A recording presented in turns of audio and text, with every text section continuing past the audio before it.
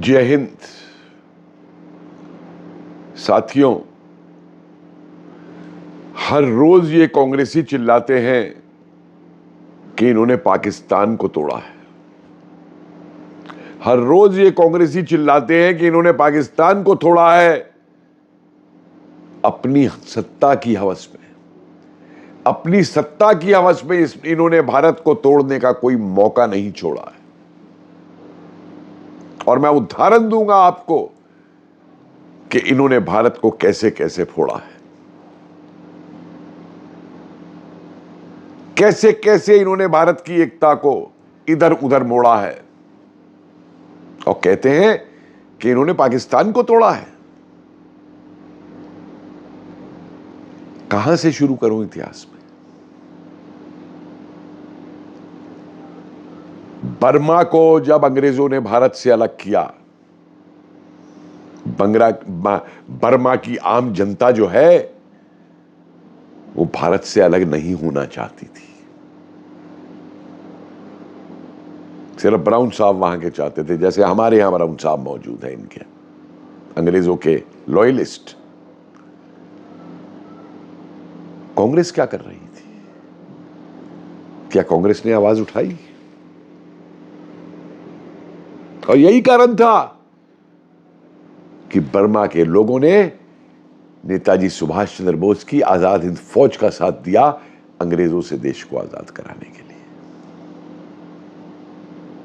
लेकिन इन कांग्रेसियों ने कुछ नहीं किया।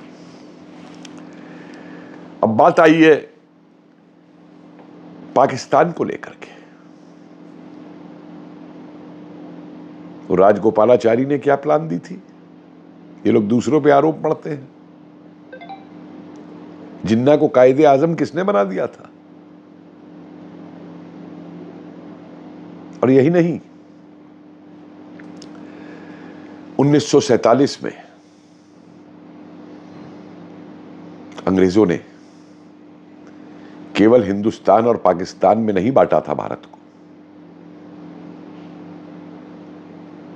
अंग्रेजों ने भारत को हिंदुस्तान और पाकिस्तान के अलावा 565 और देशों में बांटा था। यह नहीं पढ़ाया जाएगा इतिहास के अंदर। जितनी भी देशी रियासतें थी तो भारत का अंग थी। जो भारत में जिसे अंग्रेज अपना इंडियन एम्पायर कहते थे, अंग्रेजी साम्राज्य कहते थे, उसके दो अंग थे।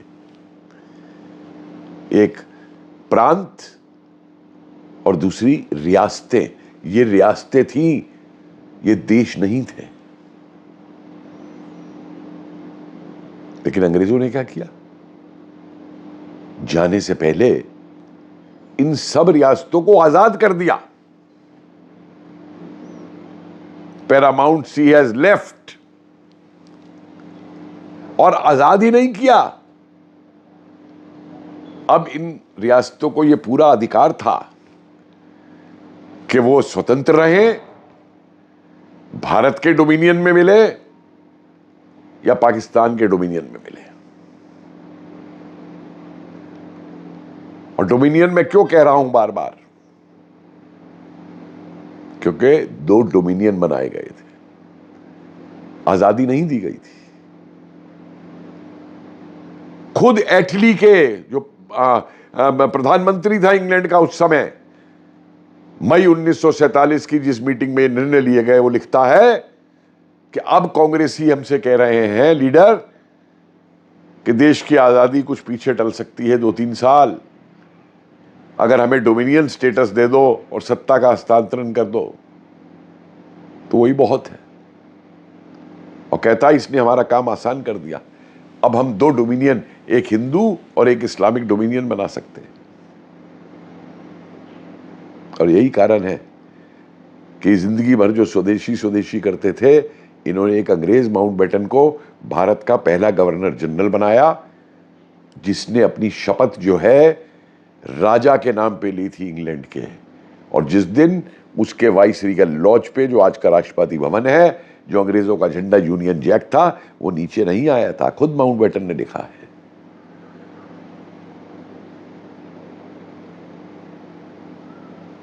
तो क्यों कांग्रेस ने उस समय ये बात मान ली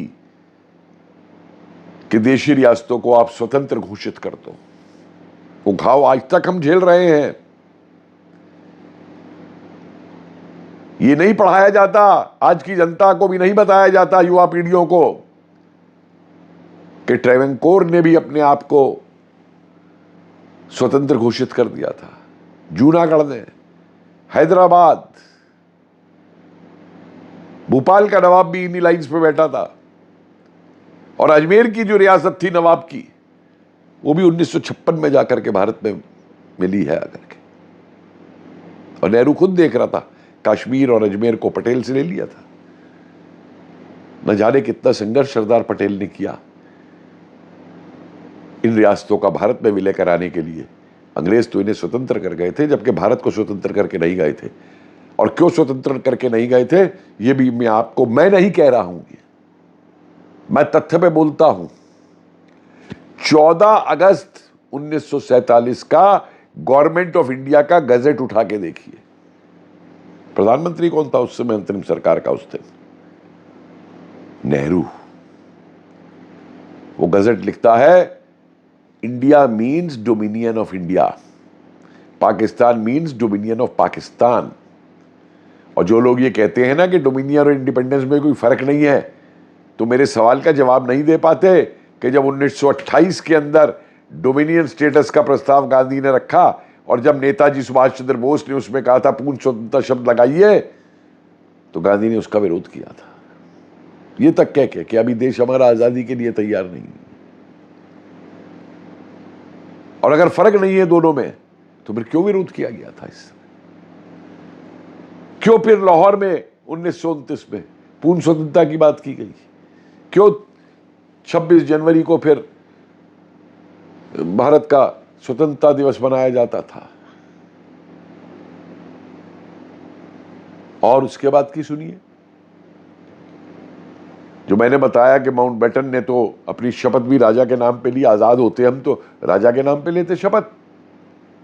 और उसके बाद जब माउंटबेटन को जाना था यहां से और उसकी जगह दूसरा गवर्नर जनरल बनना था, तो नेहरू ने एक खत लिखा राजा के नाम कि मैं आपकी डोमिनियन का प्रधानमंत्री, आपके डोमिनियन की मंत्रिपरिषद के बिहाफ पे आपसे अनुमति मांगता हूं कि राजगोपालाचारी को भारत का दूसरा गवर्नर जनरल बनाया जा सके। बात यही नहीं रुकती। जरा 24 जून 1948 का गजट उठा करके देखिए।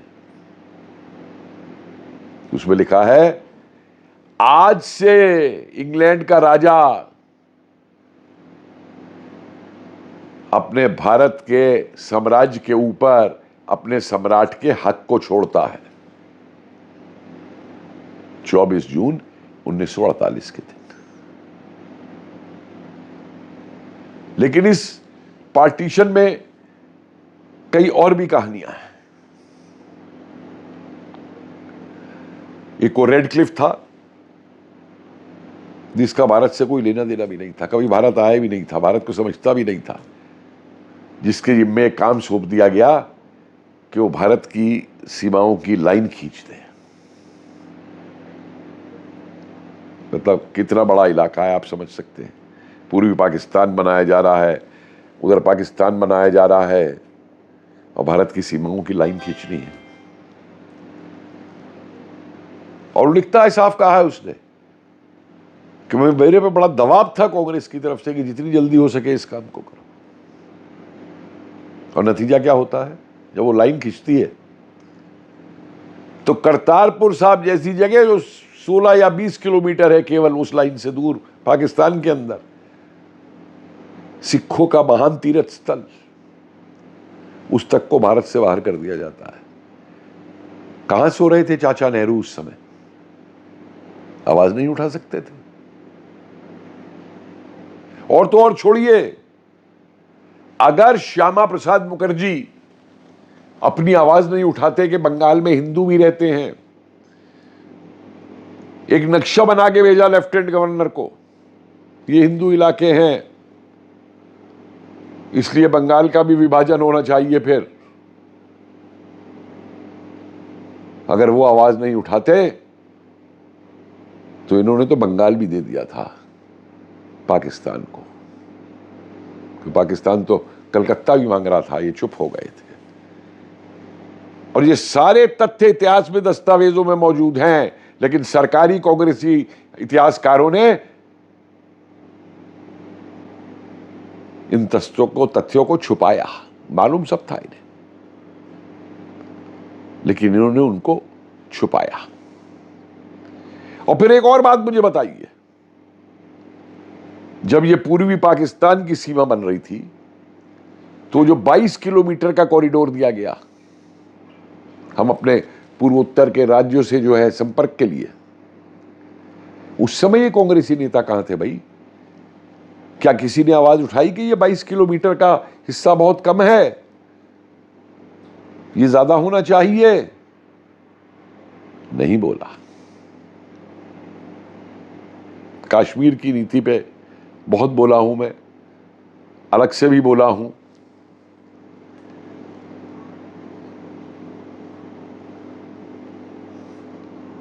चकमा पहाड़ियों को भी बांग्लादेश के लेके मैं बोला हूं। पटेल बहुत नाराज हुए थे जब चकमा की पहाड़ियां पूर्वी पाकिस्तान में चली गई थी। वो मुस्लिम इलाके नहीं थे, लेकिन नेहरू ने उसे स्वीकार किया। कश्मीर का मुद्दा, और उससे पहले एक और बात मैं आपको बता दूं।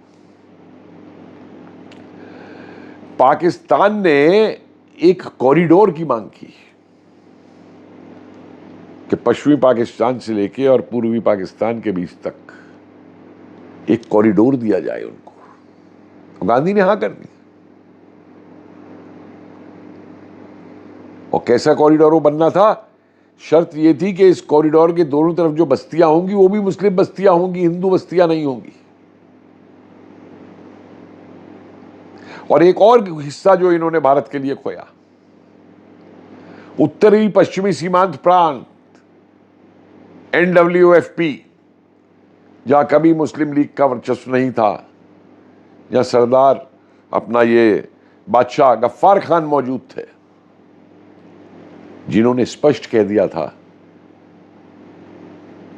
कि जैसे पूर्वी पाकिस्तान बन रहा है, या तो पश्चिमी भारत भी बना दो या हमें स्वतंत्र कर दो, हमें पाकिस्तान के साथ नहीं जाना है। और इन्होंने बादशाह गफ्फार खान की पीठ पे छुरा भोंका था। ये तक गांधी ने कह दिया था उससे, पाकिस्तान अब एक वास्तविकता है, Pakistan is a reality, go and support Jinnah, जाओ और जिन्ना का समर्थन करो।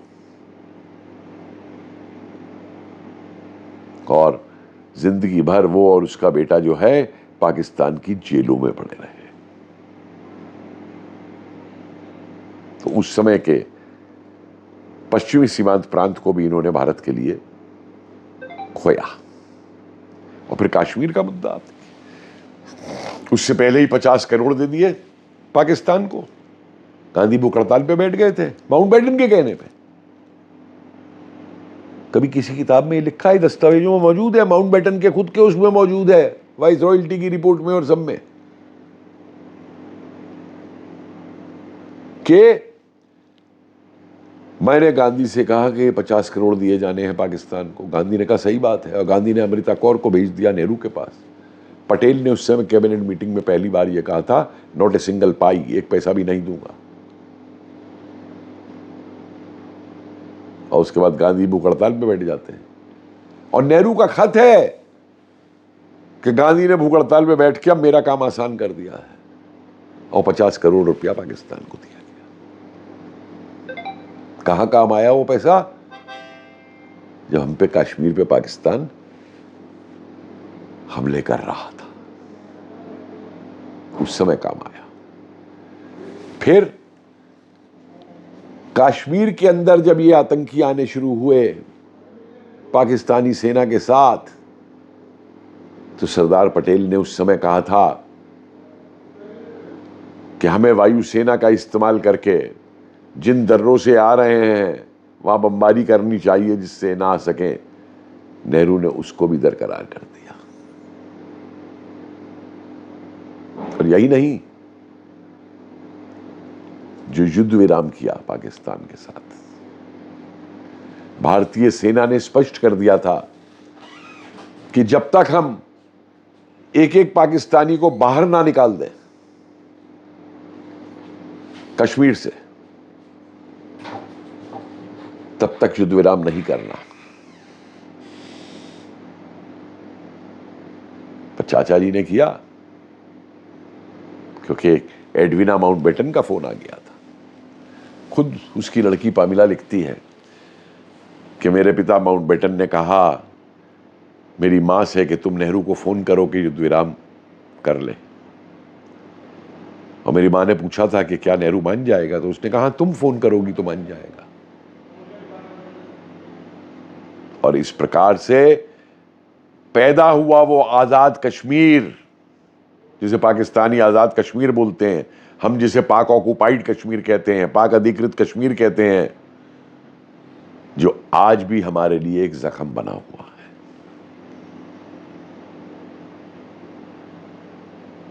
वो आर्टिकल 370 देके भी इन्होंने क्या भारत को जोड़ा था या पाकिस्तान की मदद कर दी थी? सबसे ज्यादा तो पाकिस्तानी चिल्लाए ना, अभी जब आर्टिकल 370 खत्म किया गया तो। और यही कांग्रेसी चिल्लाए, क्यों भाई? क्या चिल्लाहट थी? जब संसद पास कर चुकी है कि वो हमारा अभिन्न आजाद कश्मीर भी, तो कश्मीर से 370 हटाए जाने के लिए इनको मिर्चें क्यों लग गई भाई? पाकिस्तानियों को मिर्चें लगती हैं समझ में आता है, इनको क्यों मिर्चें लग गई थी? जो बार बार कहते फिरते हैं कि हम तो सत्ता में आ गए तो 370 वापस लाएंगे हम। ये देश को जोड़ रहे हैं, भारत को जोड़ रहे हैं या तोड़ रहे हैं भारत को?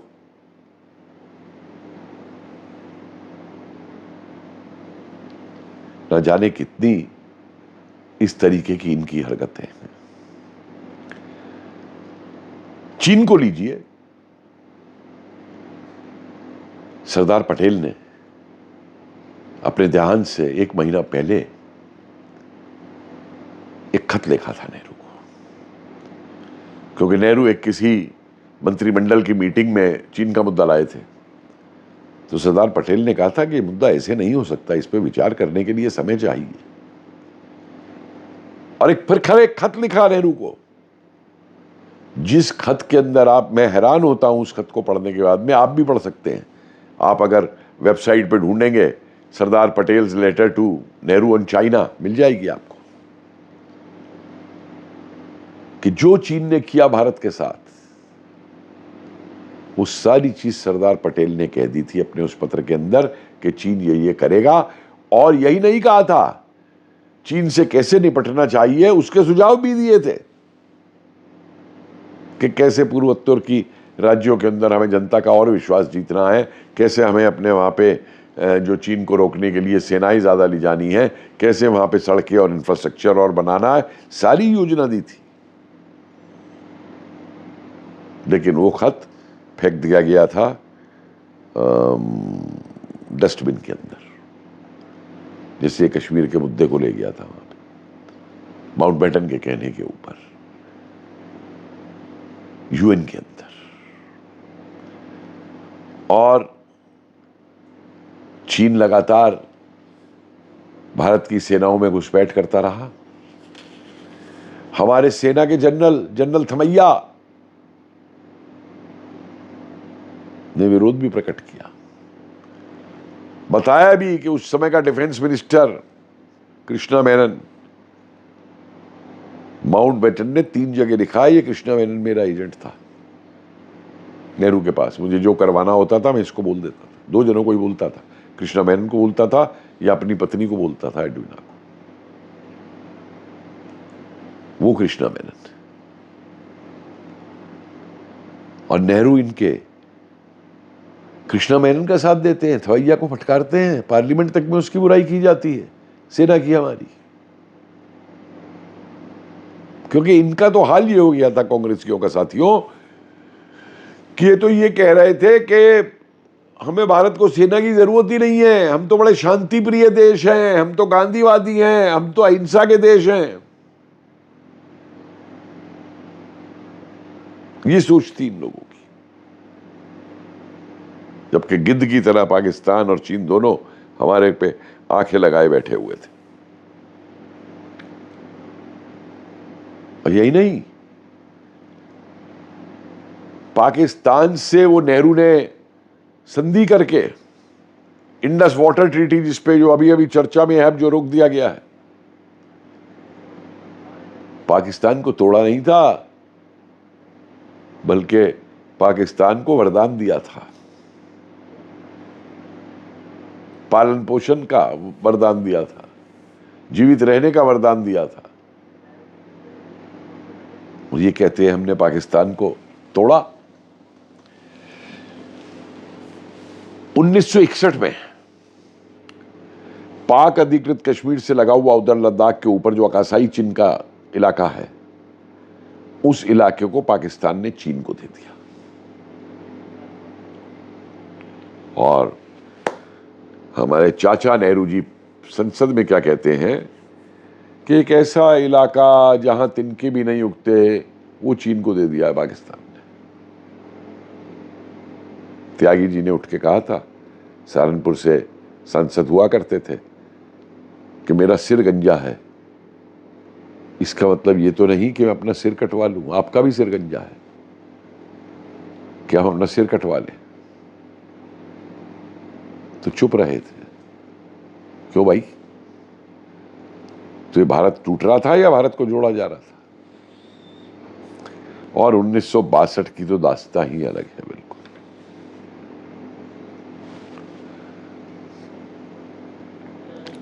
क्यों नहीं 1962 के अंदर वायुसेना का इस्तेमाल किया गया? गुवाहाटी में, तेजपुर में, डिब्रूगढ़ में, बागडोगरा में, गोरखपुर में, कई जगहों पे हमारी वायुसेना मौजूद थी, लेकिन उसका इस्तेमाल नहीं किया चीनियों पे बमबारी करने के लिए। क्यों? और नतीजा क्या हुआ? कितनी भूमि भारत की चीन ने कब्जाई उस समय, वो इन्हें याद नहीं आता। मैं तो कहूंगा गिफ्ट कर दी एक तरीके से चीन को इन्होंने।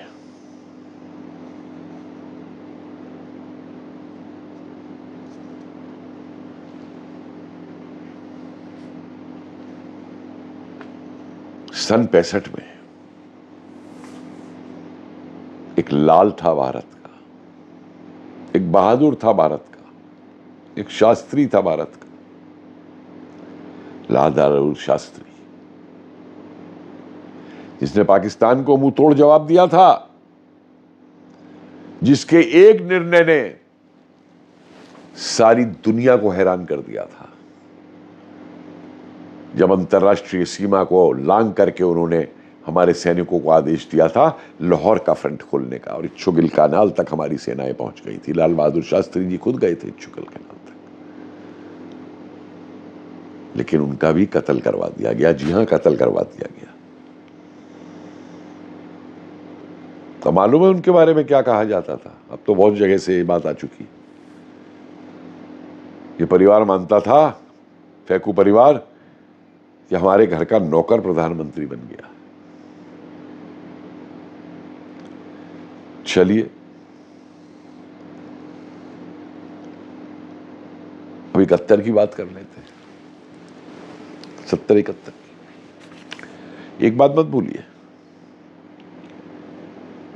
कि पूर्वी पाकिस्तान की जनता ने मुजीबुर रहमान के नेतृत्व में संघर्ष छेड़ा था, उनकी पार्टी ने। हमने मदद की, कोई दो राय नहीं इसमें। मुक्ति वाहिनी बनाने में भी मदद की, अपनी सेना भी भेजी, सब कुछ किया। लेकिन एक बात का सवाल का जवाब मुझे कोई दे, मैं समझ नहीं पाया इस चीज को आज तक, कि जब पूर्वी पाकिस्तान खत्म हो गया तो उसके साथ साथ जो 1947 में रेड क्लिफ ने सीमाएं बनाई थी पूर्वी पाकिस्तान की, वो भी खत्म हो गई। तब इंदिरा गांधी ने ये 22 किलोमीटर का जो कॉरिडोर है जो हमें पूर्वी राज्यों से जोड़ता है, तब इसको बढ़ाने की बात क्यों नहीं की बांग्लादेश से, जबकि परिस्थितियां हमारे अनुकूल थी?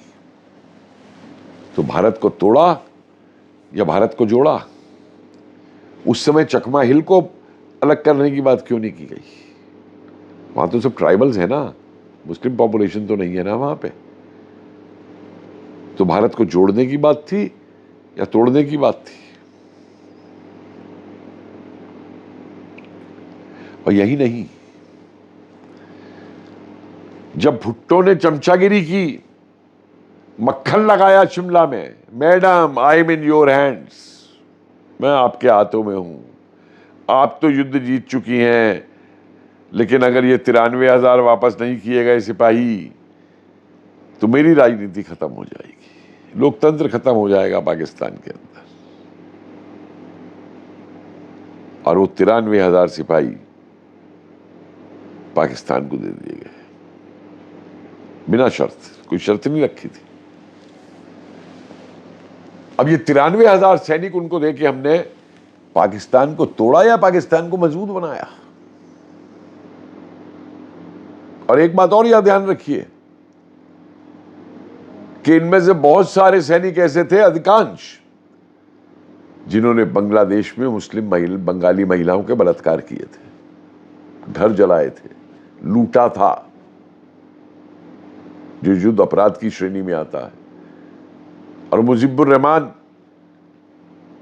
इनको गिरफ्तार कर इन पर मुकदमा चलाना चाहते थे युद्ध अपराधों का, लेकिन वहां परवाह नहीं की गई मुजीबुर रहमान की। और ये 93 के 93,000 इनको वापस सौंप दिए गए। बड़ी अच्छी बात है, बहुत मजबूत किया इन्होंने।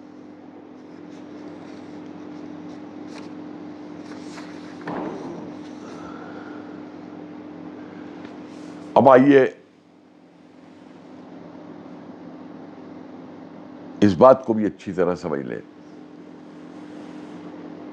कि इन नृशंस पाकिस्तानियों सैनिकों का, जिन्होंने वहां इतने अत्याचार किए थे, इनको युद्ध अपराधी ना घोषित कर पाकिस्तान को वापस देना, ये कहां की कूटनीति और कहां की राजनीति थी? ये सरेंडर सरेंडर, मोदी सरेंडर चिल्लाते हैं, अरे मुझे बताओ उस समय अब अमेरिका के सामने किसने सरेंडर किया था? अब क्यों सरेंडर की जरूरत आ गई थी कि दे दो भाई, दे दो, 93,000 दे दो, और उसके बदले में जो अपने वहां कई जेलों में बंद थे उनकी वापसी की बात नहीं की गई। इन द सेंस कि उन्हें वापस लाने का नहीं किया गया, हमने तो 93,000 छोड़ दिए। यही नहीं, इंदिरा गांधी के समय में एक द्वीप भी श्रीलंका को दे दिया गया। तो भारत को जोड़ना था या भारत को तोड़ना था?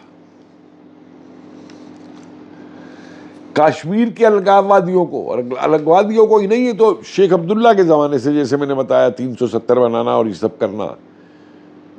क्योंकि जब करण सिंह शेख अब्दुल्ला को पहली बार गिरफ्तार किया था तो नेहरू की चिट्ठी मौजूद है इसी के प्रकाशित पत्रों के अंदर कि अगर तुम इसे गिरफ्तार करने जा रहे हो तो भारतीय सेनाओं का इस्तेमाल नहीं करना। और फिर एक और चिट्ठी है, कब तक गिरफ्तार रखोगे इसे जेल में? और जब शेख अब्दुल्ला छोड़ा जाता है तो नेहरू बुला के सबसे पहले तीन मूर्ति भवन में उससे 2 दिन वार्तालाप करते हैं। और मजे की बात देखिए, बाद में भी इंदिरा गांधी ने पैक्ट किया, शेख अब्दुल्ला पैक्ट किया। भाई शेख अब्दुल्ला कोई वहां संवैधानिक स्थिति में था, कहीं उसमें था जो पैक्ट किए उसके साथ। और अलगाववादियों को प्रोत्साहन मिलता रहा लगातार। अलगाववादी तो छोड़िए, जिनसे वार्तालाप लगातार करते हैं, डेलीगेशन लेके जाते थे सारी पार्टीज के यहां से श्रीनगर बात करने। अरे यासीन मालिक जैसे कातिल आतंकी को इनके बौनी बाबा उससे हाथ मिलाते हैं, मनमोहन सिंह। 10 जनपद से घंटी बजने के बाद ये लोगों को किया होता। कारगिल के समय तो वाजपेयी सरकार ने मुंह तोड़ जवाब दे दिया था, बचा लिया था इलाकों को, लेकिन ये कायर मुंबई के आतंकी हमले का जवाब नहीं दे पाए, शांत बैठे रहे, कुछ नहीं किया। आज भी जब पाकिस्तान पे सर्जिकल स्ट्राइक होती है, जब बालकोट होता है, जब ऑपरेशन सिंदूर होता है, तो ये सबूत मांगते हैं। मतलब हमारी सेना जो है इनको सारे राज बता दे, अपनी प्लान इनके सामने रख दे, जो ये जाकर के फिर पाकिस्तानियों को बताए और चीनियों को बताएं। ये गलवान गलवान चिल्लाने वाला राहुल गांधी, अब तो आप सब जानते हैं कि गलवान के समय पे चीनी राजदूत से मिलकर क्या कर रहा था। अरे इसकी चीन से संधि क्या है? आज तक इसने एक शब्द भी बताया उस संधि का? अरे इसके अध्यक्ष, कांग्रेस के अध्यक्ष तक को नहीं मालूम, प्रवक्ताओं को तो छोड़िए, मुंह नीचे झुक जाते हैं उनके जब मैं पूछ लेता हूं कि भैया चीन से क्या गुप्त संधि है तुम्हारी माता की और राजकुमार की हुई, जरा बता तो दें। नहीं बता सकते।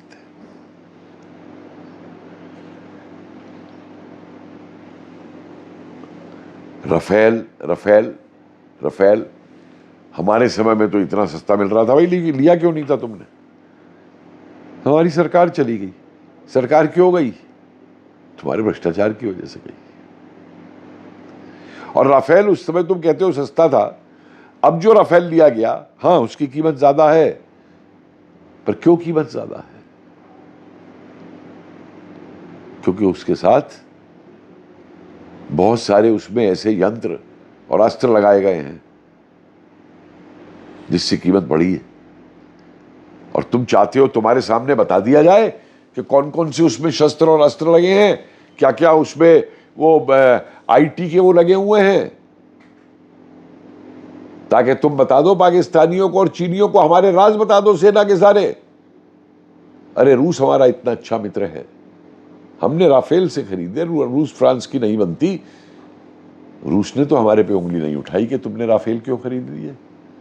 रूस ने तो ये नहीं कहा कि मेरा मिग या सुकोई जो है तुम वो कर रहे हो और राफेल ले रहे हो उसकी जगह। वो होती है एक दोस्त की बात, और ये होती है देशद्रोहियों की बात। बांग्लादेशियों, अरे बांग्लादेश बन गया था तो भेज देते ना बांग्लादेशी सारे वापस। क्यों रखा भाई तुम्हारी इंदिरा गांधी ने और सारे बात के तुम्हारे मंत्रियों ने? क्योंकि वोट बैंक चाहिए थे। उसी पीएम वाले भी तुम्हारे साथ थे वोट बैंक को लेकर के, बंगाल में और सब जगह। उनके वोट बनवाना, उनको रोजगार देना। अरे अगर 2 करोड़ बांग्लादेशी आ गए तो किसका रोजगार मार रहे हैं? वो भारतीयों का मार रहे हैं, और ये कहते हैं हम भारत जोड़ रहे हैं, पाकिस्तान और बांग्लादेश तोड़ रहे हैं ये। और उसके बाद तो गजब ही कर दिया इन्होंने, जब ये रोहिंग्या घुसपैठिए आए,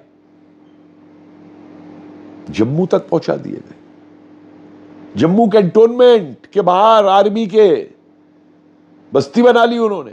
मैं नहीं जमीन खरीद सकता था जम्मू में जाके, आप नहीं रह सकते थे वहां बना करके, क्योंकि 370 थी इनकी। और वो घुसपैठिए कितने उनमें कट्टरवादी आतंकी, उनको बसा दिया वहां पे ले जाके। कौन ले गया उनको? उन रोहिंग्यों को रास्ता मालूम था बर्मा से जम्मू तक का, और ये कहते हैं देश की रक्षा करते हैं, ये देश को जोड़ रहे हैं। अरे इनके प्रवक्ता और इनके वकील उन आतंकियों को बचाने में लगे हैं जिन्होंने कहा था कि वो पूर्वी भारत का वो कॉरिडोर काट के 22 किलोमीटर का पूर्वी राज्यों से नाता तोड़ दो और कब्जा लो उनको। ये उनकी जमानत चाहते हैं, ये उनका मसला उठाते हैं। वो दिग्विजय सिंह बहुत चिल्लाता है इनका उनको लेकर के कि सुप्रीम कोर्ट में केस आना है उनकी जमानत का, तो पहले ही सवेरे बयान देना शुरू कर देगा। ये देश को जोड़ रहा है या तोड़ रहा है? अरे मणिशंकर अय्यर तुम्हारा ही मंत्री था जो पाकिस्तान गया था, पता नहीं 25-27 बार गया है, और वहां जाके पाकिस्तान से मदद मांग रहा था भारत के प्रधानमंत्री मोदी को, जो कि लोकतांत्रिक तरीके से भारत में प्रधानमंत्री बनाए, उसे हटाने के लिए। मुझे बताइए कांग्रेस क्यों, ये भारत को जोड़ने का काम है या तोड़ने का काम है? और पाकिस्तान की वर्चस्वता बनाने का काम है। अरे इनके काल में कांग्रेस के 2 लाख पाकिस्तानी भारत के अंदर आए वीजा लेकर के और भारत में गायब हो गए, इन्होंने पकड़ने की कोशिश नहीं की। तो जो आज भी स्लीपर सेल जो है वो हमारे सामने दिखाई देते हैं। और हद तो तब हो गई कि इनकी राजकुमारी पैलेस्टीन की आजादी के लिए तो पैलेस्टीन का झोला पहन के भारत की संसद में जाती है,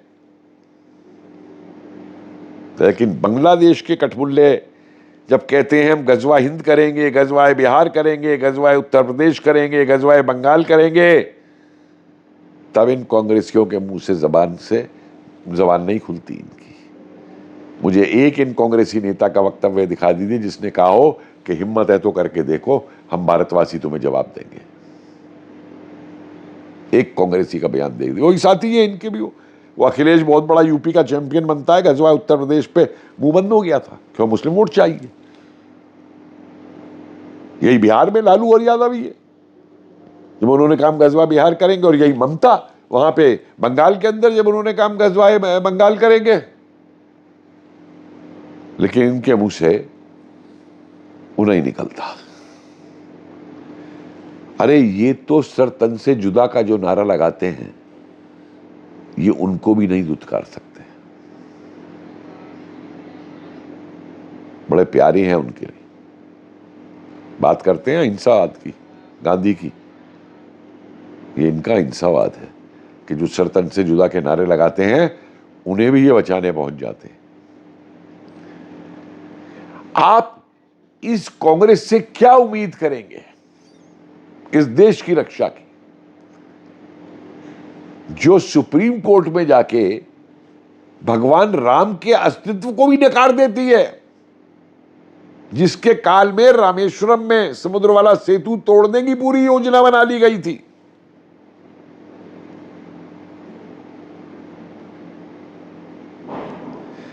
भारत का विरोध करना कांग्रेस का डीएनए है, और तभी ये कांग्रेसी और इनका वो राजकुमार नित विदेशों में जाकर के भाषण देता है भारत के खिलाफ। और अभी तो आपने देख लिया, भाषण देना ही नहीं, अब तो इन्होंने नंगा भी नाचना शुरू कर दिया है भारत के खिलाफ, जो आर्टिफिशियल इंटेलिजेंस कॉन्फ्रेंस में इन्होंने किया। ये उनके साथी, ये वो लोग हैं कि जिस दिन तुर्की ने यूएन के अंदर संयुक्त राष्ट्र में पाकिस्तान का साथ दिया था, अगले हफ्ते इन्होंने तुर्की में अपना फॉरेन ऑफिस खोल लिया था।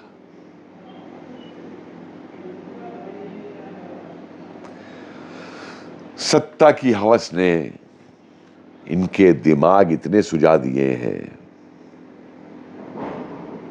और ये समझते हैं कि सोशल मीडिया पे चिल्लाने से, वो रोज रोज ट्वीट करने से, क्या आप राहुल गांधी को प्रधानमंत्री मानते हैं? मजाक उड़वाते हैं। ये भारत जोड़ो नहीं, ये कांग्रेस भारत तोड़ो पार्टी है। विचारिए, सोचिए। जय हिंद।